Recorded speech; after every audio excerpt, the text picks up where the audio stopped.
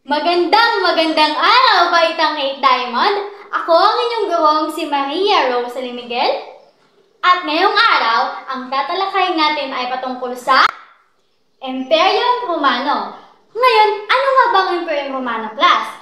Ang Imperyong Romano ay isang malawak na sibilisasyon na nagmula sa isang maliit na lungsod-estado sa Italia. Upang may paliwanag kung paano lumago ang Imperyong Romano, class, sa isang maliit na lungsod-estado, narito ang isang buod. Simula sa estratehikong lugar, nagsimula ang Roma sa isang magandang lokasyon sa gitna ng Italia na nakatulong sa kanilang kontrol sa relihiyon. Pangalawa, malakas na pamahalaan at hakbo. Nagkaroon sila ng maayos na sistema ng pamamahala at isang disiplinadong hukbong sandatahan. Pangatlo, malawak na pagpapalawak. Sa pamamagitan ng mga digmaan, pinalawak nila ang kanilang teritoryo mula sa Italia hanggang sa malalayong lugar. Pang-apat, ang kakayahan sa politika. Marunong silang makisama sa mga nasakop na tao, kaya lumakas ang kanilang kontrol.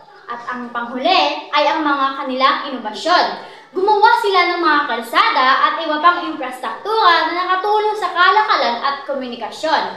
Kaya ang kombinasyon ng estratehikong lokasyon, militar na lakas, at politikal na katalinuhan at makabagong ideya ang naging dahilan ng paglaki ng Roma. Pangalawa, ang Imperyong Romano ay isang estado na pinamumunuan ng isang emperador at may sentralisadong pamamahalaan.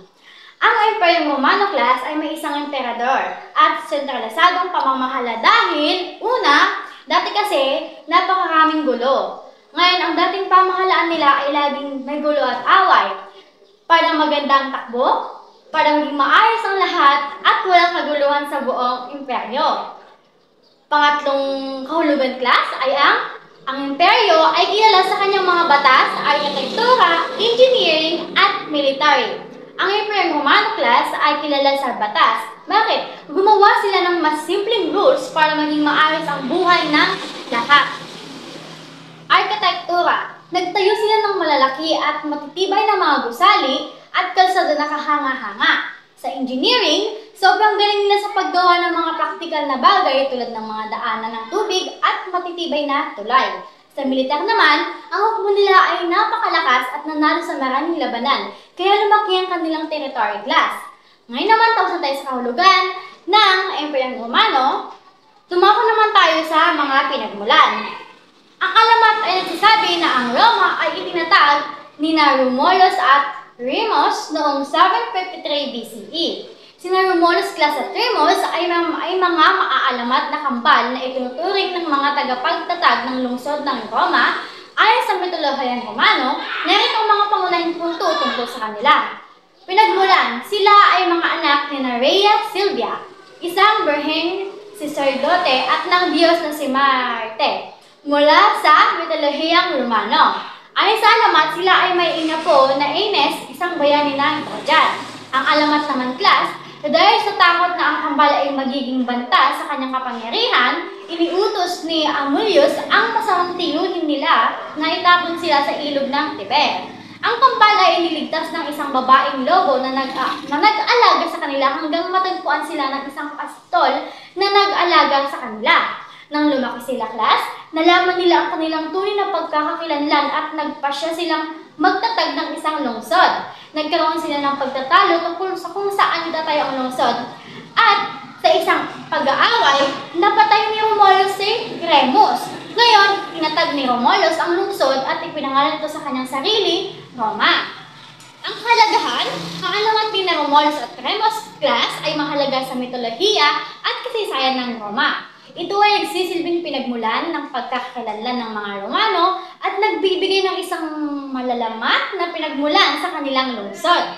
Bagamat ang kanilang pag-iral bilang mga makasisayang tao ay pinagtatalunan, ang kanilang alamat ay nagbigay ng isang mahalagang papel sa paghubog ng Romanong integridad. Sa madaling salita, class, sina Romulus at Remus ay mahalagang mga tauhan sa alamat na pinagmulan ng Roma na nagbibigay ng isang mitolohikal na pundasyon sa pagtatag ng isa pinakapangyarihang imperyo sa kasaysayan. Pangalawa namang pinagmulan, mula sa isang maliliit na komunidad ang mga magsasaka, unti-unting lumago ang Roma at naging isang makapangyarihang lungsod-estado. Ngayon naman, class, sino si Augustus Octavian? Sino nga ba siya? Siya ang kauna-unahang emperador ng Roma. Bago pa man ay nagkaroon na ng maraming gulo at away noon at mula nang dumating siya ay nagkaroon ng kapayapaan at kaayusan sa Roma. Ulitin ko, siya ay kilala rin bilang Octavius bago siya naging emperador. Siya rin ay isang napakahalagang tao sa kasaysayan ng Roma. Narito ang mga pangunahing punto tungkol sa kanyang class. Sa pag-akit ng kapangyarihan, siya ay ampon ni Julius Caesar. Matapos patayin ni Caesar, nakipaglaban siya sa kapangyarihan. Bumuo ng ikalawang triumvirate kasama sina Marie, Antony at Marcus Lepidus. Sa huli, class, tinalo niya ang kanyang mga karibal, lalo na si Antony sa labanan ng Actium noong 31 BC at naging nag-iisang pinuno ng Roma. Ano naman ang pagtatag ng imperyo? Noong 27 BC, binigyan siya ng Senado ng Roman ang titulo na Augustus na nangangahulugang dakila. Itinatag niya ang Principate o isang sistema ng pamamahalaan na nagbigay sa kanyang otoridad habang pinapanatili ang anyo ng republika.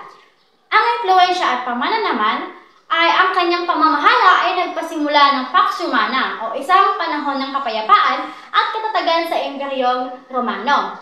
Nagpatupad siya ng mahalagang reforma sa administrasyon at ekonomiya na nag-ambag sa kasaganaan ng imperyo. Nag-iwan na rin siya ng matagalang impluwensya sa lipunan, kultura at politika ng Roma. Sa madaling salita, binago ni Augustus ang Roma mula sa isang republika na puno ng digmaan sibil tungo sa isang matatag at makapangyarihang imperyo na nagtatag ng pundasyon para sa mga siglo ng dominasyon ng Roma. Ngayon, class, ano naman ang unang digmaang Punic? Ang unang digmaang Punic, class, ay isang mahalagang kaganapan sa kasaysayan ng sinaunang Roma. Narito ang mga pangunahing punto rito, pagitan ng Roma at Cartago. Ito ay isang digmaan sa pagitan ng dalawang makapangyarihang sibilisasyon sa Mediterranean, ang Republika ng Roma at ang Cartago. Sanhi ng digmaan. Ang digmaan ay nagsimula noong 264 BC dahil sa mga alitan sa kontrol ng isla Sicilia. Ang Roma, na nagpapalawak ng kanyang kapangyarihan, ay nagsimulang makialam sa mga interes ng Cartago sa Sicilia. Ang Cartago naman, class, ay isang matagal ng makapangyarihan sa rehiyon at ayaw nitong mawala ang kontrol nito sa Sicilia. Alam mo ang mahalagang mga pangyayari dito, class. Ang digmaan ay naganap sa lupa at sa dagat na may mga mahalagang labanan ng Sicilia at sa mga karagatan sa paligid nito. Ang Roma, bagaman walang malaking karanasan sa pakikipagdigmaan sa dagat ng una, ay natutong bumuo ng malakas na hukbong pandagat. Ano naman ang resulta nito, class? Matapos ang mahabang labanan, nagtagumpay ang Roma noong 241 BC. Ang Cartago ay napilitang magbayad ng malaking halaga at isuko ang Sicilia sa Roma. Ang pananagumpay ng Roma sa unang digmaang Punic ay nagbigay sa kanila ng kontrol sa Sicilia at naghanda sa kanilang para sa mga susunod digmaang laban sa Cartago. Sa madaling salita, class, ang unang digmaang Punic ay isang mahalagang labanan para sa kontrol ng Sicilia na nagmarka ng simula ng mahabang tunggalian sa pagitan ng Roma at Cartago. Naintindihan na ba ang unang digmaang Punic? Magaling! Kontribusyon sa pag-unlad ng sibilisasyon. Ating alamin. Una, arkitektura at engineering. Sa madaling salita, class, mahalaga ang arkitektura at engineering sa Roma para matugunan ang pangangailangan ng tao, mapadali ang paglalakbay at negosyo, ipakita ang kanilang kapangyarihan, protektahan ang imperyo at pagandahin ang mga lungsod. Parang ito ang backbone nila, class, na kanilang sibilisasyon. Pangalawa naman, ang wika at literatura. Sa madaling salita, class, mahalaga ang wika at literatura sa Roma para magkaunawaan, para sa gobyerno, para malaman ang nakaraan, o para kumalat ang ideya at para maglibang. Parang ito ang ugat ng kanilang komunikasyon, kultura at kaalaman, class. Ngayon naman, ating alamin ang dahilan ng paghina at pagbagsak ng Imperyong Romano. Una na dyan ay ang mga suliraning pang-ekonomiko. Ang mga suliraning pang-ekonomiko ay malaki ang naging ambag sa paghina at pagbagsak ng Imperyong Romano class. Narito ang buod ng mga pangunahing punto. Inflation or inflation. Ang pagbaba ng halaga ng pera ay nagdulot ng pagtaas ng presyo ng mga bilihin na nagpahirap sa mga mamamayan. Pangalawa, mataas na gastusin sa militar. Ang pagpapanatili ng malawak na hukbo ay nagdulot ng malaking pasanin sa ekonomiya. Pangatlo, pagbaba ng produksyon sa agrikultura. Ang kakulangan sa pagkain ay nagdulot ng kahirapan at kaguluhan. Paghina ng kalakalan, ang mga kaguluhan at paglusob ay nagkagambala sa mga ruta ng kalakalan na nagpabagal sa ekonomiya. Panghuli, labis na pagbubuwis. Ang pagtaas ng mga buwis ay nagdulot ng dagdag na kahirapan sa mga mamamayan. Sa madaling salita, class, ang mga problemang pinansyal tulad ng pagtaas ng presyo, malaking gastos sa militar, kakulangan sa pagkain, paghina ng negosyo, at mataas na buwis ay nagpahina sa Imperyong Romano. Pangalawa naman dyan, class, ay ang mga panlabas na pagbabanta. Ang mga panlabas na pagbabanta, class, ay nagdulot ng malaking problema sa Imperyong Romano na nagpahina at nagpabilis sa pagbagsak nito. Narito rin ang mga buod ng mga pangunahing punto. Presyo mula sa mga barbaro. Ang mga tribong barbarian mula sa Hilaga at Silangan tulad ng mga Goth, Vandals at Huns ay nagpatuloy na naglulutsad ng mga paglusob sa mga hangganan ng Roma. Ang mga paglusob na ito ay nagdulot ng malawakang pagkawasak, pagkawalan ng teritoryo, pagkabagabag sa ekonomiya. Malawak na hangganan. Ang malawak na teritoryo ng Imperyong Romano ay mahirap ipagtanggol. Ang mga hangganan nito ay napakalawak na nagpapahirap sa mga Romano na mapanatili ang kontrol at mapigilan ang mga paglusob. Paghina ng hukbong sandatahan. Ang mga digmaan, class, at mga suliraning pang-ekonomiya ay nagpahina rin sa hukbong sandatahan ng Roma. Ang kakulangan sa mga sundalo at ang paghina ng kanilang disiplina ay nagdulot ng kahinaan sa pagtanggol sa imperyo. Pagkakahati ng imperyo. Ang paghahati ng imperyo sa Silangan at Kanluran ay nagpahina rin sa pangkalahatang depensa nito. Ang dalawang bahagi ng imperyo ay madalas na may magkaibang prioridad na nagpapahirap sa koordinasyon ng mga depensa laban sa mga panlabas na banta. Sa madaling salita, class, ang patuloy na paglusob ng mga tribong barbarian, ang kahirapan sa pagtanggol sa malawak ng hangganan, ang paghina ng hukbong sandatahan, at ang pagkakahalo ng Imperyong Romano ay nagtulak sa Imperyong Romano patungo sa pagbagsak. Ang paghahati ng imperyo. Upang mapanatili ang kontrol sa malawak na teritoryo, hinati ni Diocletian ang imperyo sa dalawang bahagi, ang Silangang Imperyo at ang Kanlurang Imperyo. Sa madaling salita, class, hinati nga ni Diocletian ang Imperyong Romano para mas madali itong pamahalaan, ipagtanggol, at para maiwasan ang gulo sa pagpili ng bagong pinuno. Parang hinati niya, class, ang isang malaking cake sa mas maliit na peraso para mas madaling kainin at ibahagi ito sa lahat.